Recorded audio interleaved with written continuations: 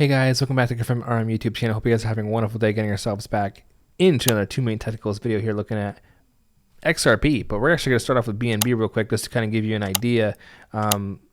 Absolutely crazy. Obviously well-timed news. I mean, BNB was actually having a nice little pump here. We are getting a nice little move. And then as on cue, it's like someone says, hey, by the way, flip the switch. Let's have the bad news.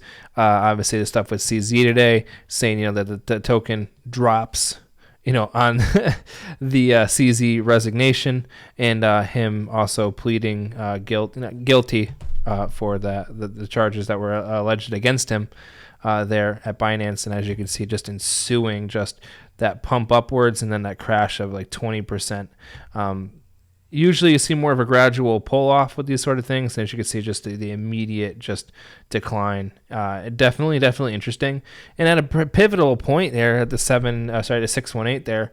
But regardless, let's get over here. This is why we're seeing XRP the way it is right now. A lot of other assets have sold off in conjunction. But, the other night we were talking about if we could hold through the 62, hold that and get our push upwards, we could be seeing higher numbers. Exactly kind of what we thought and exactly what we were kind of looking for. But on the low end, we did speculate if we wound up hitting our constant resistance, we would fall downwards again and hit around that 58 level. At the moment, kind of sitting there a little bit below it, above it, we're actually at, 59 and 10 millionths, I guess you would say. Some odd way to say that, 59.07. But regardless, you can see from when I did my video Sunday, and as you can see, just ping-ponging, getting exactly to that point of the breaking point and getting that exact move downwards. We were talking about that. You see the last time we smacked when we talked here, exactly getting that move back to the retracement zone of that 60 cents. This is what I was telling you guys the other night, is that we had to watch for that break zone. We could not break above it. And as you can see, using that one as a resistance here, just one level at 61.9, moving downwards and down this trend right here, and then pushing its way on downwards. You can see not able to hold that 60.9 and just falling. And what you would have done with that one was the same exact width here. You have this sort of triangle formed. You would grab this right there, this whole move, and from the breaking point right here, it's pretty close, but obviously you can see that wick down here to this region. This is on a long term here, sitting at that 0.5. So it makes sense it just came back to it. This was the previous region of conflict, fly up, the retracement held, and then the gradual move up in that channel. If I were to draw that kind of like this, and then get the breakout up. But as now it's done technically a double tap on this region. We've talked about the fact that it can do some weird wicks like that. But so we're definitely just in a kind of like a waiting stage right now with XRP now, because of what we've seen over the past few days, especially here with CV. It has to be perfectly timed, right? It has to be perfectly timed. The XRP needs to get above here in order to get a retrace upwards, at least up here to that 66. But of course, we got to see CZ news. But what I'm seeing here on the RSI is definitely interesting. If we zoom out here, grab this and zoom up, you can see getting that nice, finally a double bottom, I would say, here, but just a very snark and just fast retracement.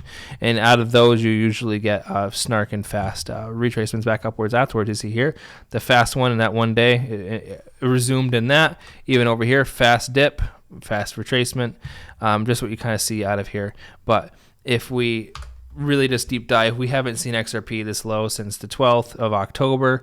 Haven't seen it over here since the 11th and the 1st and the 17th. I mean, it's been over a month since XRP has been down that low, about 41 days. So unless you count the tap it did there at the 16th, you could consider it some sort of double bottom if you really wanted to. If you were to grab some sort of Fibonacci from the top to the bottom that it had made, do this right here to there, you can see trying to get back about that 382, come back down to that 0.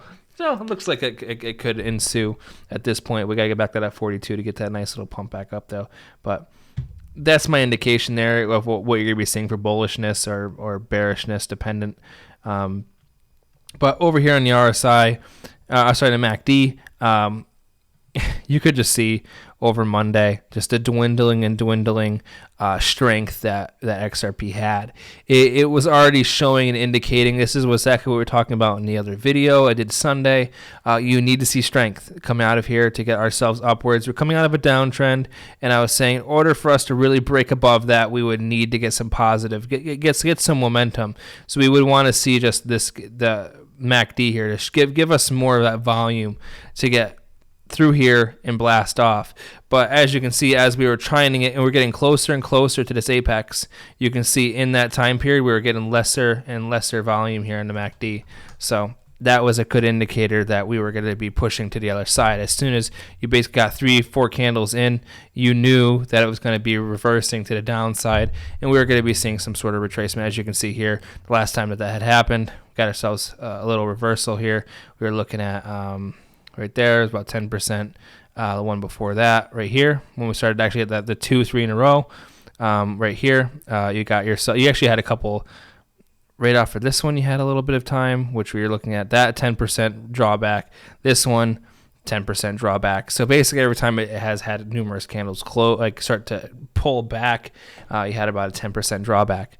At the moment, we're at that 10% drawback, so I'm not at all going to be just thinking momentarily that we're going to wind up getting that another push. What I'm going to be looking for is holding this 57 level. This is a very, very important one, sitting here at 57. If we wind up falling through 57, we're coming right back to this contingency region around that 54, and then technically it can even stay in range all the way down here to that 50 right now. Technically, if it were to fall today, it could be down as literally as low as 49 and still be in an uptrend. If we were to zoom out, you could see it would still be in an uptrend for XRP. But it would just suck. That would mean that we're going to be going into the later half of of this quarter two. You'd wind up seeing the push downwards and then kind of falling around, and you'd be making some sort of pennant like this, and then you'd be flying upwards. But that wouldn't be happening till March, April, May of next year. So you're looking for, I guess if you're looking for more short term, you'd be wanting something, where we're able to hold 58, 57 right now as that low and continue on upwards. I mean, if you look back here in history, we were talking about this upper one really, really being, it would have been a lot more helpful if that held. But realistically, you could still hold that hopium as this right here.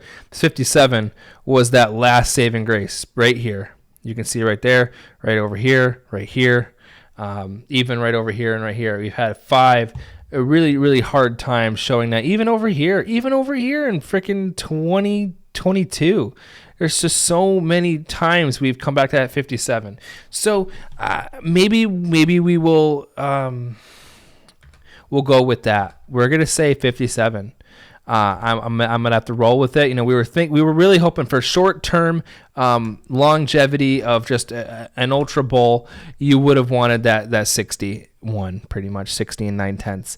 But if we're gonna be just holding for that, midterm bull, we're gonna be wanting to hold that 57. If we do not hold 57, 54.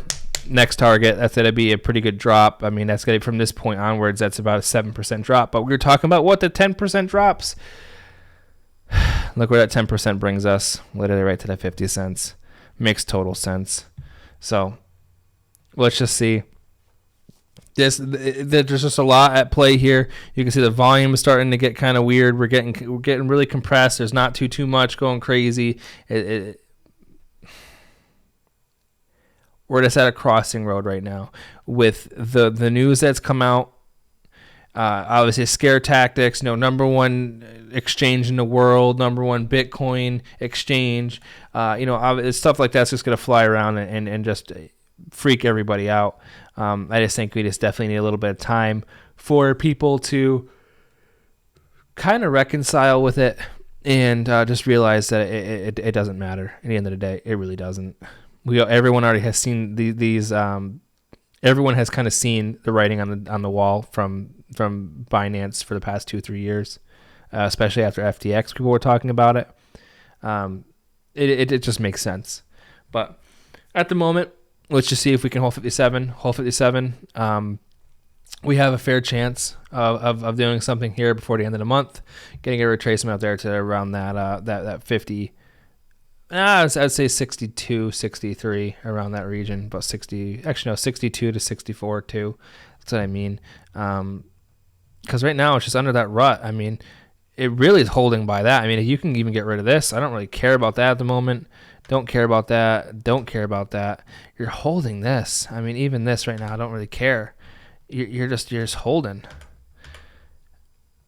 It's getting close. Like I said, Monday, so the 27th. If you were to draw a line, go across here, use that. I mean,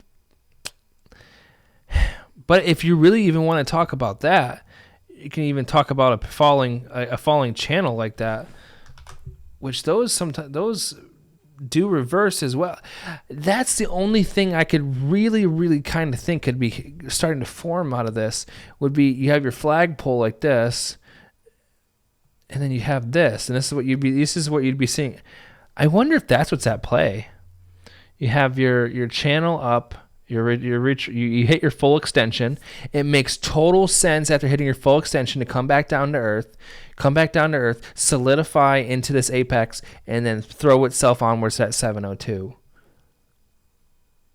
Keep it on the table. I'm keeping that on the table. This is that region. Even if I were to grab it here, that was the region we were looking for a retrace to. And we got it, and it came back to support, held itself, and now we're seeing the repercussions of, for XRP even coming back on that short term. So this isn't bad. And everyone's going to want to be a naysayer and say XRP is being terrible. XRP sucks at the moment. But this just made sense to me. We were talking about this even weeks ago. We wound up seeing this happen on the 6th. I said we kind of hit that 4.236 extension on this short daily chart. And I didn't expect it to go much further because it fell back down, hit that 1618, kind of pondered around between the 2618, and then did the swell meander back downwards. So I think we kind of go sideways. Honestly, but above 57, I think we go sideways for the rest of the week into next week. And then at that point, we might get that sort of now condensing into some sort of breakout like that next week if we wanted it to adhere by something like this. But this is just an idea. This is just my thought process. That'd be pretty cool. But that's just something I just noticed, and I want to let you guys know. If I notice it, I'm going to let you know. I hope you guys are having a good morning, afternoon, evening, wherever you are. Appreciate every single one of you. Hope you guys are having a wonderful day. Remember, none of it's financial advice and personal opinion, just my thought process. Obviously, I'm not a financial advisor. I'm just some silly dude just trying to figure out XRP. Obviously, for the long run, we know where it's all going, but short-term, day-to-day, week-to-week, let's see where it's going.